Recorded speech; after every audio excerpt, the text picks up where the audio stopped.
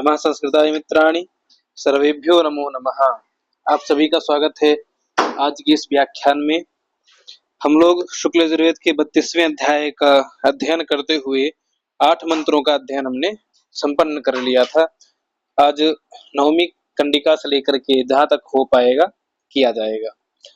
तो चलिए प्रारंभ करते हैं। 9वां मंत्र। तद्वोचेदमृतन्नो विद्वान् गन्धर्वो धामविभृतं गुहासत त्रीणि पदानि निहिता गुहास्यजस्ता निवेदस पितुः पिता सत प्रतद्वोचेदमृतन्नो विद्वान् गन्धर्वो धामविभृतं गुहासत त्रीणि पदानि निहिता गुहास्यजस्ता निवेदस पितुः पिता सत। चलिए इस मंत्र के भाष्य को देखते हैं। ये रहा भाष्य। तो इसमें कहते हैं कि गाम वेदवाचम धारयति विचारयति इति गंधर्वः। तो गंधर्व कौन है? सबसे पहला प्रश्न, गंधर्व कौन है? गाम वेदवाचम अर्थात वेद की वाणी को धारयति जो धारण करता है, उस पर जो विचार करता है, वेद की वाणी पर या वेदों पर जो विचार करता है, जो वेद की वाणी को धारण करता है, वेद मंत्रों का निरंतर पाठ करता है, वही गंधर्व है ना। गण अर्थात गाम अर्थात वेद की वाणी को धर्वः धारयति इति गंधर्वः। गाम वेदवाचम धारयति इति गंधर्वः। ये छोटा सा निर्वचन हो जाएगा, ठीक। बड़ा सा तो ये लिखा ही है। गाम अर्थात वेद की वाणी को जो धारण करता है, निरंतर वेद का पाठ करता है, उस पर जो विचार करता है वह गंधर्व है। और वेदांत वेत्ता विद्वान पंडितः नु क्षिप्रम अमृतम शाश्वतम तत्ब्रह्म प्रवोचेत प्रब्रूयात्।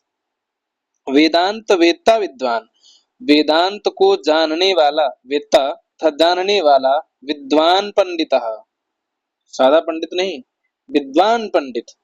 नु ये नु जो निपात है या क्षिप्र के अर्थ में है, अर्थात शीघ्र ही, विद्वान पंडित शीघ्र ही अमृतम शाश्वतम तद्ब्रह्म, तद्ब्रह्म अर्थात उस ब्रह्म को, वह ब्रह्म जो अमृत है, जिसका कभी नाश नहीं होता, जो शाश्वत है, जो सदा सर्वदा रहने वाला है, वह शाश्वत है। तो तद्ब्रह्म उस ब्रह्म के बारे में प्रवोचेत अच्छी प्रकार से, प्रगर्षेण अवोचेत बोलता है, प्रब्रूयात् बहुत अच्छी प्रकार से उस ब्रह्म के बारे में कहता है कि वह ब्रह्म कैसा है, कहाँ रहता है ना, और क्या क्या चीजें हैं, सारी चीजें बताता है। तो कहता है कि गुहा गुहायाम सत विद्यमानम धाम स्वरूपम बिभृतम विहृतम सर्ग स्थिति प्रलय रूपैहि विभक्तम। कहाँ रहता है वह? गुहा अर्थात गुफा में, गुफायाम सतः गुहायाम गुफा में, सत अर्थात विद्यमानम जो विद्यमान रहता है, गुफा में विद्यमान रहता है। और धाम स्वरूपम, धाम कहते हैं तेज को, तेज तेज को तेज स्वरूप है वह। तो धाम स्वरूपम वहां किरातार्जुनीयम के 42वें श्लोक में भी आया है कि विहाय शांतिम नृपधाम तत्पुनः। अर्थात वहां पर द्रौपदी जी युधिष्ठिर से कहते हैं, हे राजा युधिष्ठिर, शांतिम विहाय शांति को छोड़ करके तेज को पुनः धारण करो और चल करके दुर्योधन से युद्ध करो, है ना। तो वही धाम अर्थात तेज, तेजस्व रूप है वह पर ब्रह्म। और विभृतम विहृतम, विभृत करना अर्थात विहृत करना, यानी कि सर्ग स्थिति प्रलय रूप ही विभक्तम। विहृत अर्थात विभक्त है, कितने रूप में विभक्त है? सर्ग स्थिति और प्रलय, अर्थात सत्व रज और तम, इन तीनों गुणों से वह विभक्त है, अथवा इन तीनों गुणों से युक्त है, ठीक है। अब कहते हैं किंच लेकिन, अस्य अमृतस्य अर्थात अस्य अमृत स्वरूप ब्रह्मणः अस्य यानी इस ब्रह्म के त्रीणि पदानि तीन पाद स्वरूपाणी अर्थात अपने रूप वाले हैं। तीन पाद तो स्वरूपाणी अपने ही रूप के हैं। और गुहा गुहायाम निहिता निहितानि वो तीनों पाद जो हैं गुफा में निहित हैं स्थित हैं। और पदानि वे तीनों पाद सर्ग स्थिति प्रलयाः सर्ग स्थिति और प्रलय इन तीनों रूप में हैं। और वेदाः ऋग यजुः साम इन वेदों के रूप में हैं। और कालाः काल माने समय समय के रूप में है। वह माने अथवा या तो वह सर्ग स्थिति प्रलय के रूप में है अथवा वेद की स्थिति में है अथवा कालों की स्थिति में है। और वह ब्रह्म कैसा है तो ब्रह्मा अंतर्यामी विज्ञान आत्मानो वा वह ब्रह्म कैसा है विज्ञान आत्मा है ना जो विशेषण ज्ञानवान इति विज्ञानवान ना। और कैसा है वह ब्रह्म जो है अंतर्यामी है सब कुछ जानने वाला है उससे कोई भी रहस्य छुपा हुआ नहीं है। ठीक है। और वह विज्ञान आत्मा वाला है। किंच लेकिन यह जो तानि पदानि वेद उन तीनों पदों को जान लेता है। तानि पदानि उन तीनों पदों को वेद अर्थात जानता है जानाति स वही पितुः ब्रह्मणः अपि पिता परमात्मा असत भवति वह क्या होता है ब्रह्मणः अपि पिता ब्रह्मा का भी पिता अर्थात परमात्मा हो जाता है। जो उस पर ब्रह्म के तीन पादों को जानता है या जान लेता है तो वह ब्रह्मा का भी पिता होकर के परमात्मा हो जाता है परमात्मा रूप हो जाता है। अर्थात परम ब्रह्मैव भवति वह परम ब्रह्म ही हो जाता है जो उसके तीन पादों को जान लेता है। ठीक है। ये रहा भाष्यगत अर्थ कर ले जाएंगे इसको। आइए मंत्र गत देख लेते हैं। तो अब मंत्र में कह रहे हैं तत् उस ब्रह्म को वह कैसा है अमृत स्वरूप है ना। तो उस अमृत स्वरूप को यह विद्वान जो विद्वान क्या करता है जान लेता है ना वेद जो जानाति जो भी जान लेता है वह क्या होता है स पितुः पिता असत अर्थात पर ब्रह्म का भी अर्थात ब्रह्म का भी पिता हो जाता है ना अर्थात ब्रह्म ही हो जाता है। और वह कैसा है तो धाम स्वरूप है वह ब्रह्म धाम अर्थात तेज स्वरूप और विभृतम अर्थात विभक्त है। और कहाँ पर स्थित है तो गुहा सत गुफा में वह स्थित रहने वाला है। कितने पाद गुहा पे हैं तो त्रीणि पदानि निहितानि तीन पाद उसके गुफा में निहित हैं है ना। गुहास्य यस्तानि गुहा में जिसके पाद निहित हैं वह ब्रह्म। और गंधर्व अर्थात गाम वेद वाचम धारयति इति गंधर्व जो वेद की वाणी को धारण करता है या पाठ करता है वो चेत ना वोचे है ना तत् वोचे जो वाचन करता है उसका वही गंधर्व है। ठीक है। यहाँ नु किस अर्थ में आया है क्षिप्र के अर्थ में है ना। ठीक। तो देखिए तो उस अमृत स्वरूप ब्रह्म को यह विद्वान जो विद्वान क्या करता है वेद जान लेता है सह पितुः पिता अर्थात वह विद्वान उस परम ब्रह्म का भी पिता हो जाता है। और वह कैसा है पर ब्रह्म तो धाम तेजस स्वरूप है विभृत अर्थात बटा हुआ है गुहा सत गुहा में स्थित है। और त्रीणि पदानि उसके तीन पाद गुहास्य निहितानि यस्तानि गुफा में जिसके तीन पाद निहित हैं। और गंधर्व तत् वो चे अर्थात गंधर्व जो है ब्रह्म की वाणी को अथवा वेद की वाणी को वाचन करता है। ठीक है। कर ले जाएंगे इस मंत्र को। चलिए अगले 10वें मंत्र पे चलते हैं हम लोग। 10वां मंत्र ये रहा। तो यहाँ कहते हैं स नो बन्धुर्जानीता संविधाता धामानिवेद भुवना निविश्वा जतरा देवा अमृतमानाशानास्त्रेति ये धामन्नधियैरयन्त स नो बन्धुर्जानीता संविधाता धामानिवेद भुवना निविश्वा जतरा देवा अमृतमानाशानास्त्रेति ये धामन्नधियैरयन्त।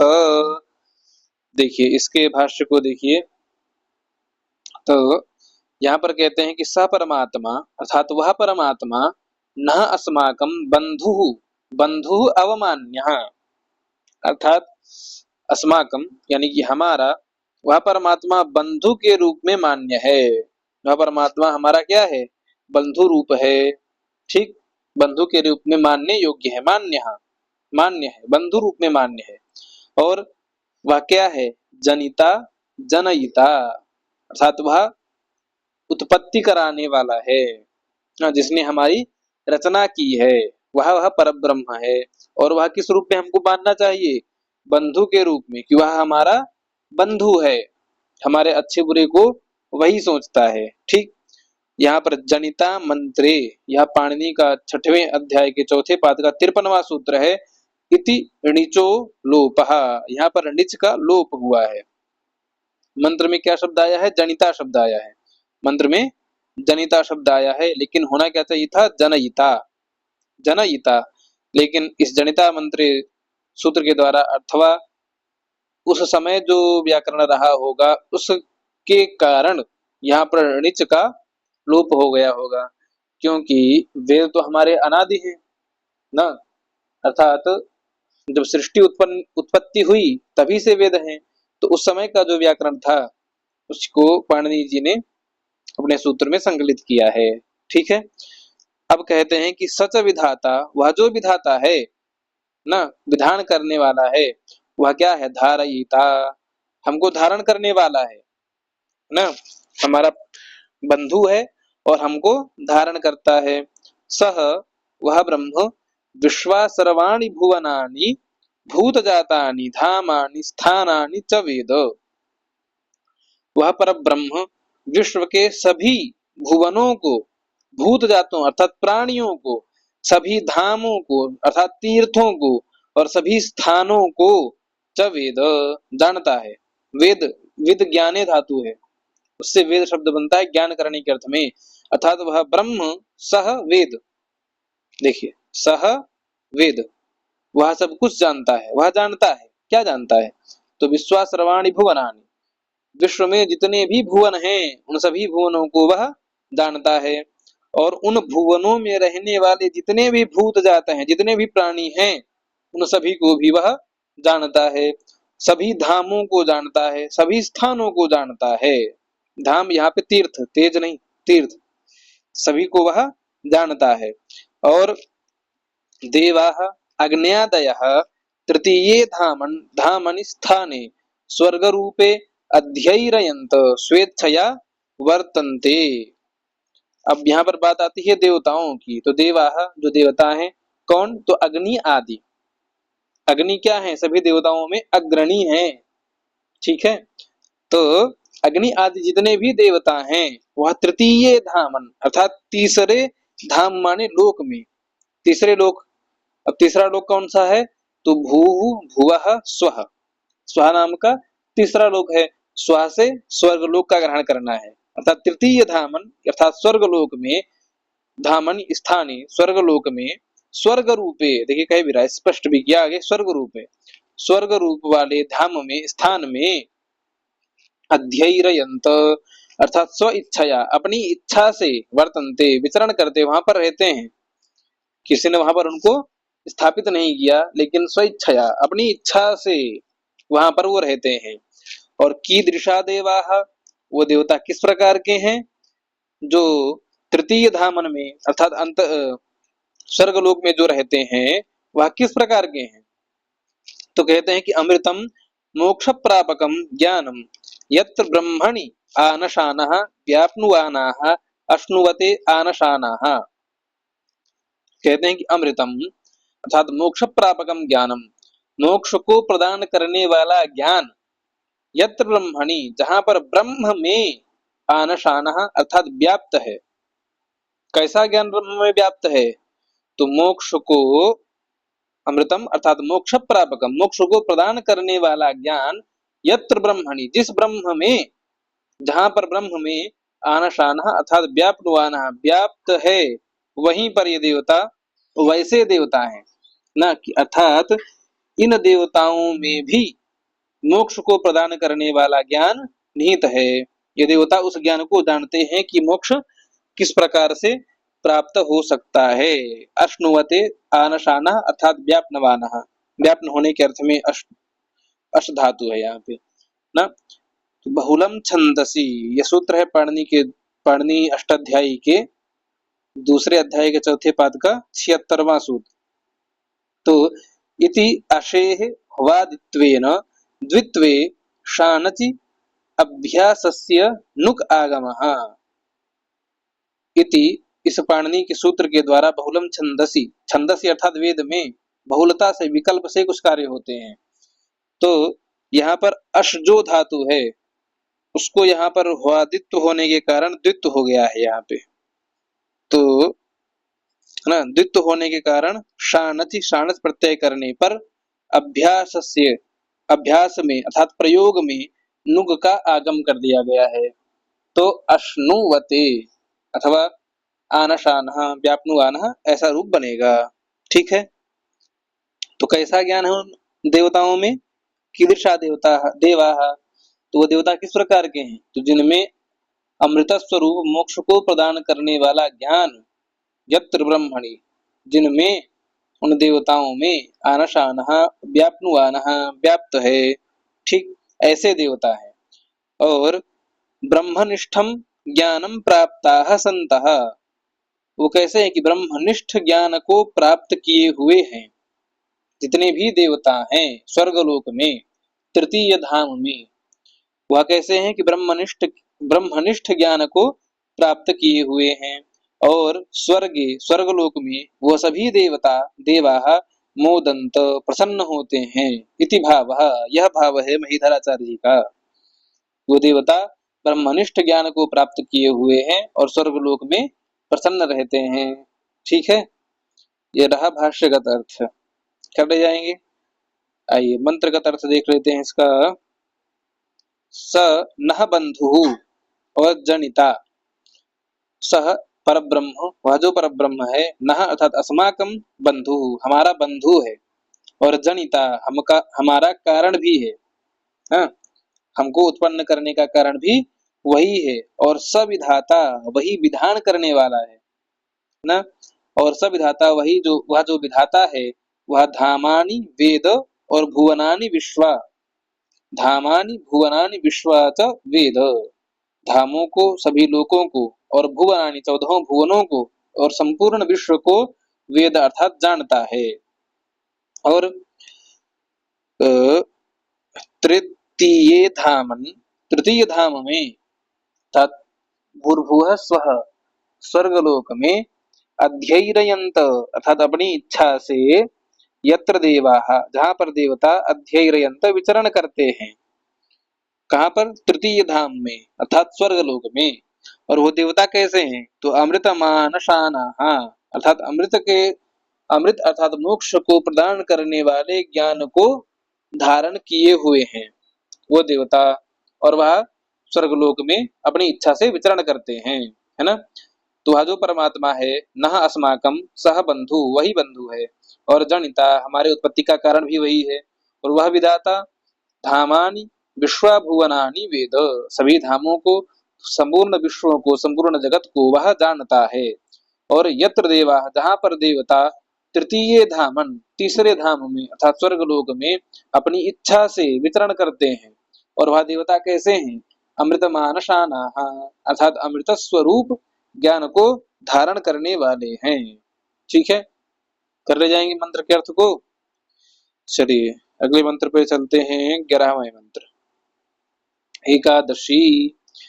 परित्य भूतानि परित्य लोकान् परित्य सर्वाः प्रदिशो दिशश्च उपस्थाय प्रथमजाम्रेतस्यात्मनात्मानामभिसंविवेश परित्य भूतानि परित्य लोकान् परित्य सर्वाः प्रदिशो दिशश्च उपस्थाय प्रथमजाम्रेतस्यात्मनात्मानामभिसंविवेश। देखिए इस मंत्र के भाष्य को देखते हैं। कहते हैं इदानीम अर्थात इस समय सर्वभूतेषु अहमस्मि सर्वाणि भूतानि मयि इति ज्ञानवन्तः सर्वमेधयाजिनो मुक्तिः उच्यते। सर्वमेधयाजिनः अर्थात सर्वमेध याग को करने वाले लोग मुक्ति ही उच्यते, मुक्ति को कहते हैं। कैसी मुक्ति है? इदानीम इस समय सर्वभूतेषु सभी प्राणियों में अहम अस्मि मैं हूं अर्थात सर्वाणि भूतानि जितने भी प्राणी हैं उन सभी में मयि इति मेरी ही सत्ता है ऐसा ज्ञान करने वाले, ऐसा ज्ञान रखने वाले, ज्ञानवतः ज्ञानवान ज्ञानवन्तौ ज्ञानवतः, ऐसा नहीं कुछ और ही रूप चलेगा। तो ऐसा ज्ञान रखने वाले सर्वमेध याजी लोग मुक्ति को कहते हैं अथवा मुक्ति को प्राप्त करते हैं। कैसा ज्ञान रखना है कि सर्वभूतेषु सभी प्राणियों में अहम अस्मि मैं ही हूं और सभी भूतानि मयि इति सभी भूतों में मेरी ही सत्ता है इति ज्ञानवतः ऐसा जानने वाला सर्वमेधयाजी जो पुरुष है वह मुक्ति को प्राप्त करता है अथवा कहता है। किंच लेकिन सर्वमेध ग्रहो अपि सर्वमेध नाम का जो ग्रह है ना वह ग्रह भी न ज्ञानम प्रधानम वह ज्ञानम न प्रधानम ज्ञान में प्रधान नहीं है। जो सर्वमेध याग का जो ग्रह है ना वह भी ज्ञान में प्रधान नहीं है। और ब्रह्म ज्ञानवतो यजमानस्य अग्निहोत्रादयः अपि यज्ञाः सर्वमेधा एव इति आह परित्य भूतानि इति कंडिकाभ्याम। तो ब्रह्म ज्ञानवतः ब्रह्म ज्ञान को जानने वाला अथवा ब्रह्म को जानने वाला यजमान का जानने वाले यजमान का अग्निहोत्रादयः अपि जो अग्निहोत्र इत्यादि हैं वह सभी यज्ञ सर्वमेध ही हैं ऐसा कहते हैं। कहाँ कहते हैं? तो परित्य भूतानि इति कंडिकाभ्याम। परित्य भूतानि यह जो कंडिका है इन दो कंडिकाओं में परित्य भूतानि और परिद्यावा पृथ्वी सद्ययित्वा इन दो कंडिकाओं में वही ज्ञान कहेंगे कि जो भी सर्वमेध आदि ब्रह्म ज्ञान को जानता है उस यजमान का अग्निहोत्रादि यज्ञ भी सर्वमेध ही है ऐसा कहते हैं। आह माने कहना। और कहां पर कहेंगे? तो परित्य भूतानि इति कंडिकाभ्याम यहाँ द्विवचन का प्रयोग है। तो दो कंडिकाओं में अर्थात परित्य भूतानि यहां से लेकर के दो कंडिकाओं में यह बताया जाएगा। कैसे? तो आगे कह रहे हैं कि एवं ज्ञानवान इस प्रकार ज्ञान को जानता हुआ सर्वमेध याजी है ना इस प्रकार को ज्ञान को रखते हुए सर्वमेध याजी पुरुषः आत्मना जीव रूपेण ऋतस्य यज्ञस्य आत्मानं यज्ञाधिष्ठातारं परमात्मानं अभिसंविवेश प्रविशति। तो एवं ज्ञानवान सर्वमेधयाजी इस प्रकार ज्ञान को रखने वाला सर्वमेधयाजी क्या करता है? परमात्मनि अभिसंविवेश परमात्मा में प्रवेश कर जाता है। परमात्मनि संविवेश अर्थात प्रवेश कर जाता है। अब देखिए कैसे? तो आत्मना अर्थात जीव रूपेण ना जीव के द्वारा प्राण रूप के द्वारा आत्मा के द्वारा ऋत अर्थात यज्ञस्य यज्ञ का आत्मानम यज्ञाधिष्ठातारम, अर्थात उस यज्ञ का अधिष्ठाता है, उस यज्ञ का प्रतिपादन करने वाला है। आत्मानम, यह यज्ञ जो है वह उसका स्वयं का है और उस यज्ञ का वह अधिष्ठाता है। ऐसा ज्ञानवान सर्वमेधयाजी परमात्मनि अभिसंविवेश, परमात्मा में प्रवेश कर जाता है ना, कि यह यज्ञ जो है मेरा है ना, ऐसा जो ज्ञान रूप करता है। और ब्रह्मैव भवति इत्यर्थः, वो परमात्मा में प्रवेश ही नहीं करता, ब्रह्म ही हो जाता है। ब्रह्मैव भवति, ब्रह्म ही हो जाता है। किम कृत्वा, क्या करके ना, क्या करके वो ब्रह्म होता है, तो कहें भूतानि परीत्य सर्वभूतानि ब्रह्मत्वेन विज्ञाय। भूतानि परीत्य अर्थात भूतों को जान करके। कैसा जानना है भूतों को, तो सभी सर्वभूतानि, ये भूत प्रेत नहीं लेना है यहाँ से। भूत प्रेत अर्थात जिनके अंदर प्राण है, जिनके अंदर चेतना है, वो भूत है, ठीक है, भूत प्रेत नहीं लेना।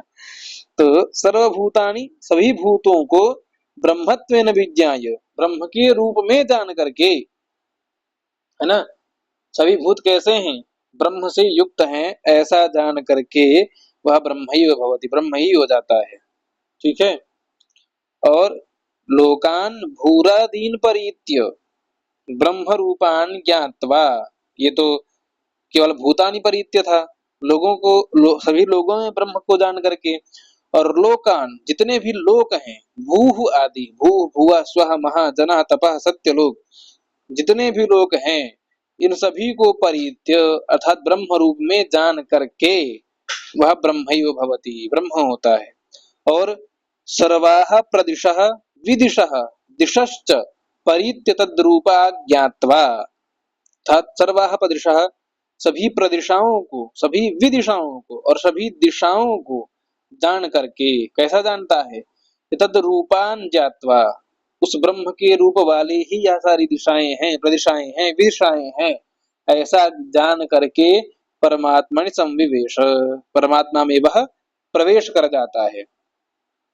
और प्रथम अजाम प्रथमोत्पन्नाम त्रयी रूपाम वाचम उपस्थाय संसेव्य, प्रथम अजाम, जो जो सर्वप्रथम जिसकी उत्पत्ति हुई है, अर्थात प्रथमोत्पन्नाम, पन्ना नाम, दो प्रथम में उत्पन्न हुआ है, सबसे पूर्व में जो उत्पन्न हुआ है, और त्रयी रूप वाला है, तीन रूपों को धारण करने वाला है, उसको वाचम उपस्थाय, वाणी के द्वारा उसका उपस्थान करके, अर्थात उसकी सेवा करके ना, अपनी वाणी अर्थात स्तोत्रों को गा करके, मंत्रों के द्वारा उसकी स्तुति करके, सामक के द्वारा उसकी स्तुति करके, उसको पूजित करके, अर्थात यज्ञादि कृत्वा इत्यर्थः, यज्ञ आदि करके वह क्या होता है, परमात्मनि एव संविवेश, परमात्मा में ही प्रवेश कर जाता है। और अपि ही तस्मात् पुरुषात् ब्रह्मैव पूर्वम् असृज्यत इति श्रुतेः प्रथमजा वाक् वेद रूपा। प्रथमजा वाक् क्या है, तो वेद रूप में है प्रथमजा, पहली वाणी, प्रथमजा अर्थात सर्वप्रथम उत्पन्न होने वाली वाक अर्थात वाणी कौन सी है, तो वेद रूपा, वेद रूपा ही, वेद रूप वाली ही सर्वप्रथम वाणी है। और अपि ही, और भी, तस्मात् पुरुषात्, उस पुरुष से ही, उस पुरुष से ब्रह्मैव, ब्रह्म ही पूर्वम असृज्यत, सबसे पूर्व में ब्रह्म की उत्पत्ति हुई है। किससे, तस्मात् पुरुषात्, उस विराट पुरुष के शरीर से सर्वप्रथम ब्रह्म की ही उत्पत्ति हुई है। तो ये तो ब्रह्म थे, लेकिन प्रथम वाणी क्या थी, तो वेद रूप में पहली वाणी की उत्पत्ति हुई, ठीक है। चलिए ये भाष्यगत अर्थ कर ले जाएंगे।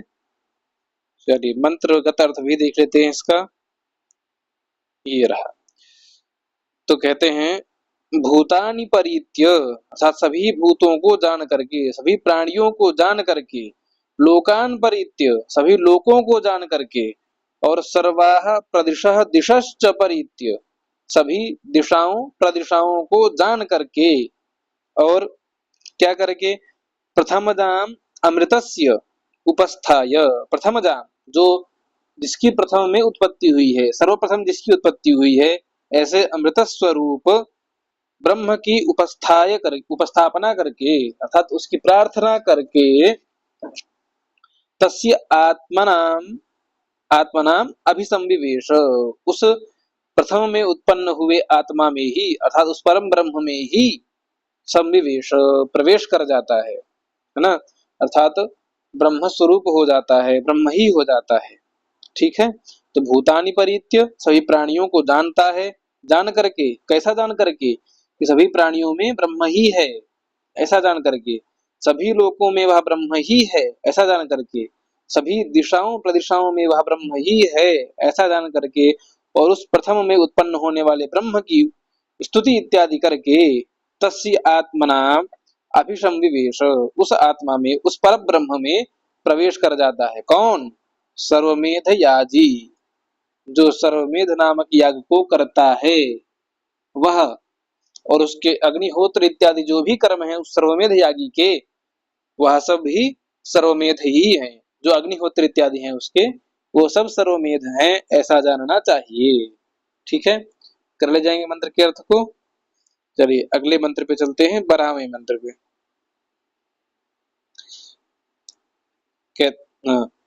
परिद्या वा पृथिवी सद्या इत्वा परिलोकान् परिदिशाः परिस्वाः रेतस्य तन्तुं विततं विसृत्य तदपश्यत् तदभवत् तदासीत्।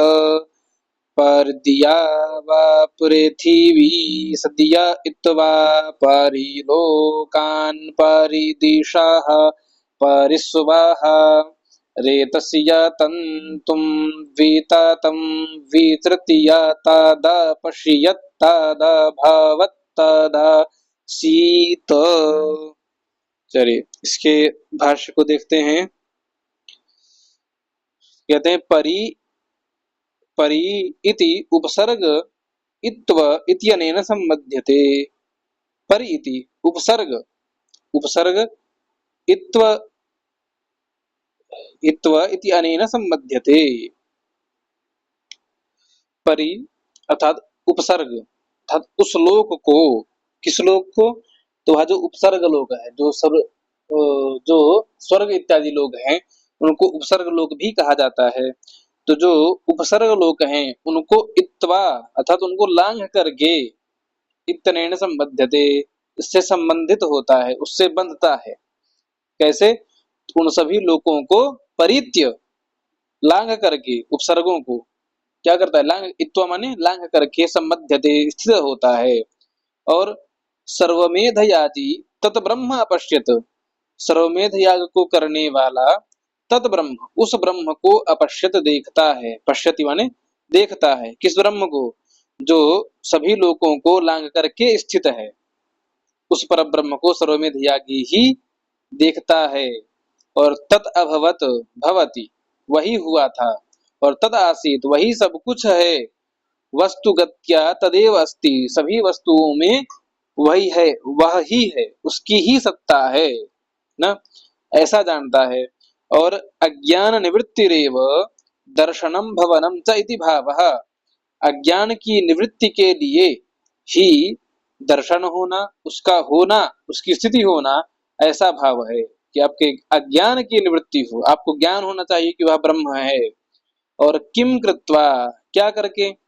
तो द्यावा पृथ्वी अर्थात द्युलोक और पृथ्वी लोक को सद्यः सद्यः परिइत्वा अर्थात अकस्मात ही, परिइत्वा अर्थात लांघ करके, परित्य तद रूपेण ज्ञात्वा अर्थात इन दोनों लोगों को वह जानता है, और इन दोनों को लांघ करके वह तद रूपेण स्थित है, उस रूप में स्थित है, ऐसा जान करके। और कैसे जान करके? तो लोकान परित्य, वह लोकों को जानता है, और दिशा परित्य, सभी दिशाओं को जानता है। स्वरादित्यंच परित्य, स्वर्गलोक और आदित्य लोक, परित्य माने जानना भी होता है, और परित्य माने इनका अतिक्रमण कर जाना, अर्थात इन सभी के ऊपर उठ जाना, है ना। तो द्युलोक और पृथ्वी लोक से भी यह ऊपर है, लांघ करके इन द्युलोक और पृथ्वी लोक को लांघ गया है।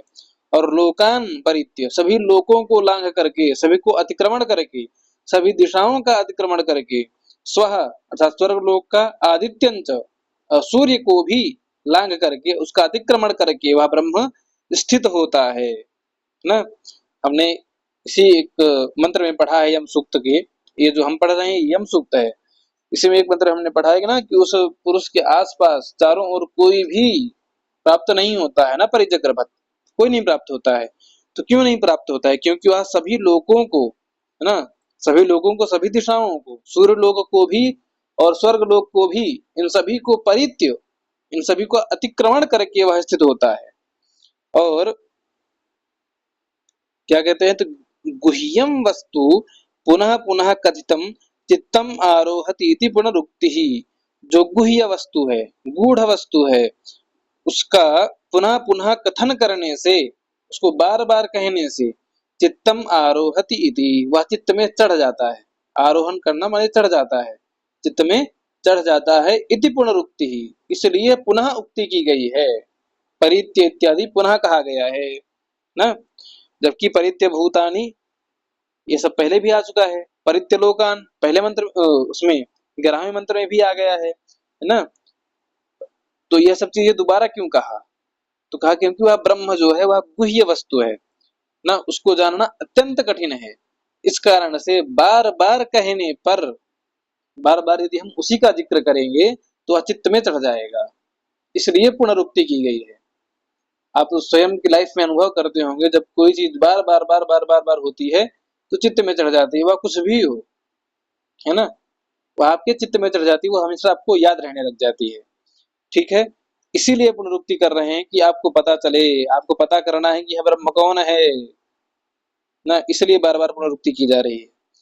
और फिर कहते हैं कि ऋतस्य यज्ञस्य तंतुम इति कर्तव्यताम विततम प्रसारितम यथा तथा वितृत्य समाप्य यज्ञम कृत्वा इत्यर्थः। ऋतस्य अर्थात यज्ञ का, तंतुम इति कर्तव्यताम, तंतु अर्थात उसका विस्तार करना है, कर्तव्यताम विस्तार करना है या उसका कर्तव्य है, विततम इस प्रकार से उसका प्रसार करके, उसको प्रसारित करके, फैला करके, यथा तथा विस्तृत्य अर्थात जैसे कैसे भी उस यज्ञ को समाप्त करके, अथवा यज्ञम कृत्वा इत्यर्थः यज्ञ को संपन्न संपन्न करके ना, जो सर्वमेध यज्ञ को करता है उसका कर्तव्य क्या है कि तंतुमिति विदतम, तंतु के समान इसका प्रसार करना है। तंतु माने धागा, तो धागे के समान इसका प्रसार करना है और जैसे तैसे इस यज्ञ को संपन्न करना है। ठीक है, सभी लोगों को पता चलना चाहिए कि याग भी होते हैं, श्रौत याग भी होते हैं। और तदेव संतः तदुतद्भवाम इति श्रुतेः ब्रह्मैवसन ब्रह्माप्येति इति श्रुतेश्च। दो श्रुतियां, दो श्रुति वाक्य प्रमाण मिलते हैं।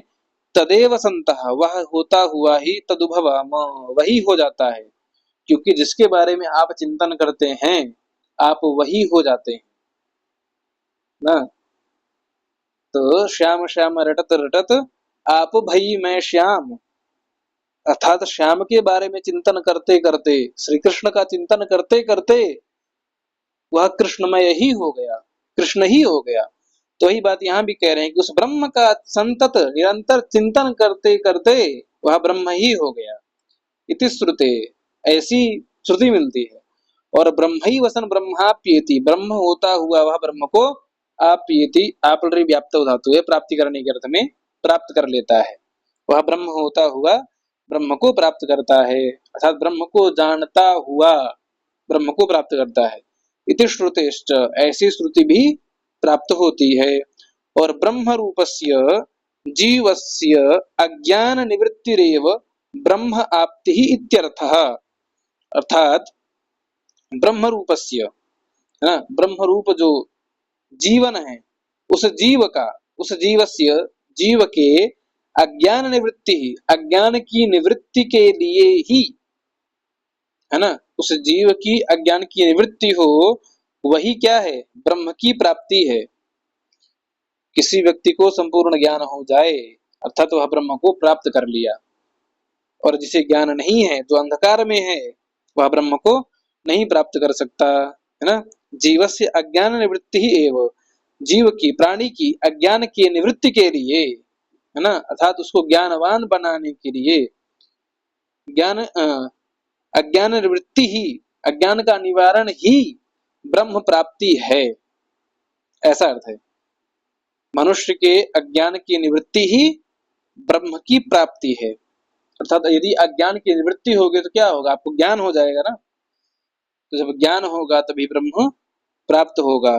क्योंकि पूर्व में भी कहा गया कि जो विद्वान पंडित वेदांत के रहस्य को जानता है वही ब्रह्म को जानता है, और यदि उसके अज्ञान की निवृत्ति नहीं होगी तो वह भी ब्रह्म को नहीं जानेगा। ठीक है, कर ले जाएंगे इसके अर्थ को। चलिए मंत्रगत अर्थ देख लेते हैं। द्यावा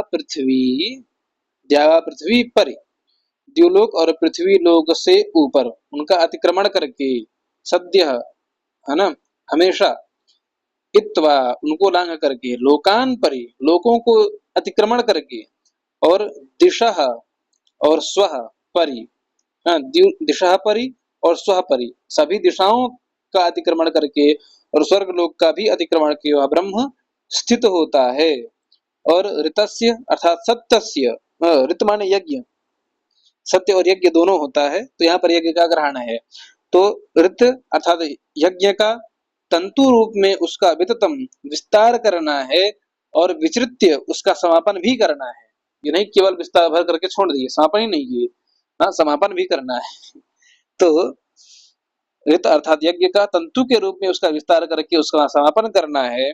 और जो ऐसा सोमयागी जो पुरुष होता है, सोम यज्ञ को करने वाला, सोमयाग को करने वाला, तो तत् वह सोमयाजी पुरुष तद अपश्यत उस ब्रह्म को देखता है, और तद अभवत वही हो जाता है, तद आसीत वही हो जाता है, उसको देखता हुआ, उस ब्रह्म को जानता हुआ वह सोमयाजी वह ब्रह्म ही हो जाता है। ठीक है, तो कर ले जाएंगे इसके अर्थ को। चलिए आज के व्याख्यान को यहीं पर संपन्न करते हैं, फिर हम अगले व्याख्यान में मिलेंगे त्रयोदशमी कंडिका के साथ में। हमारे सिलेबस में तो केवल द्वादश कंडिका तक का ही निरूपण है, लेकिन 16 मंत्र हैं इस यम सूक्त में 32वें अध्याय में, तो 4 मंत्रों को कल अध्ययन करके इस 32वें अध्याय का ही समापन कर दिया जाएगा। आप सभी लोग अंत तक जुड़े रहे उसके लिए बहुत बहुत धन्यवाद।